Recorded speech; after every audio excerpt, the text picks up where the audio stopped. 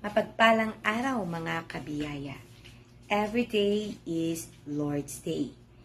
Kaya sa araw nito, samahan po ninyo ako sa maikling pag-aaral ng salita ng ating Panginoon, ang ating espiritual na pagkain.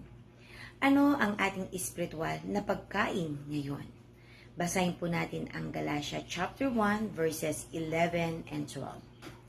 Sapagkat aking ipinatatalastas sa inyo, mga kapatid, tungkol sa ebanghelyo na aking ipinangaral, na ito'y hindi ayon sa tao, sapagkat hindi ko tinanggap ito sa tao, ni itinuro man sa akin, kundi aking tinanggap sa pamamagitan ng pahayag ni Hesukristo.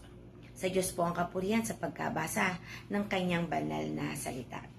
So ano po ang bagay na ipinapaunawa ni Apostol Pablo sa bawat isa sa atin patungkol sa mabuting balita o gospel? Ang ipinapangaral na mabuting balita ay hindi gawa ng tao, hindi mula sa tao, at hindi itinuro ng tao. So ano man ang ibinabahagi at ipinapangaral ng mga mangangaral patungkol sa kaligtasan, hindi sila ang author ng mga ito, kundi sila ay mouthpiece o instrumento lamang ng direct revelation ng Diyos sa pamamagitan ni Hesukristo. Sa makatuwid, ang mabuting balita ay ibinigay ng Diyos mula sa direktang pahayag o revelation. Ano po ba ang revelation? Ang revelation po ay Greek word na ang ibig sabihin ay apokalipsis na nangangahulugang unveiling or taking off the cover. Who unveils the cover? It's our Lord Jesus. Kaya si Jesus po ang mabuting balita. Ano ang mensahe ng mabuting balita?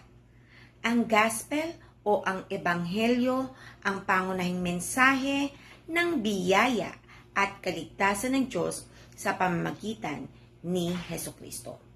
Ang mabuting balita ay tungkol sa buhay, kamatayan at muling pagkabuhay ni Jesus, at kung paano ito nag-aalok ng landas tungo sa pakikipagkasundo sa Diyos.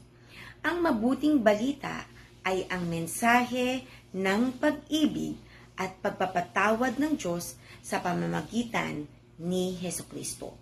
Itinatampok nito ang sakripisyo ni Jesus sa krus para sa mga kasalanan ng sangkatauhan at ang kanyang muling pagkabuhay na nangangahulugan ng tagumpay laban sa kamatayan at nag-aalok ng pag-asa para sa buhay na walang hanggan.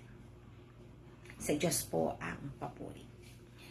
Kung nais po ninyong mabusog at mapagpala ng espiritual na pagkain, inaanyayahan po namin kayo na sumubaybay sa amin sa bawat araw.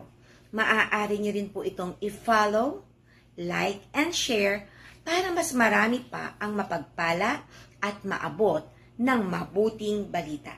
God bless po sa ating lahat.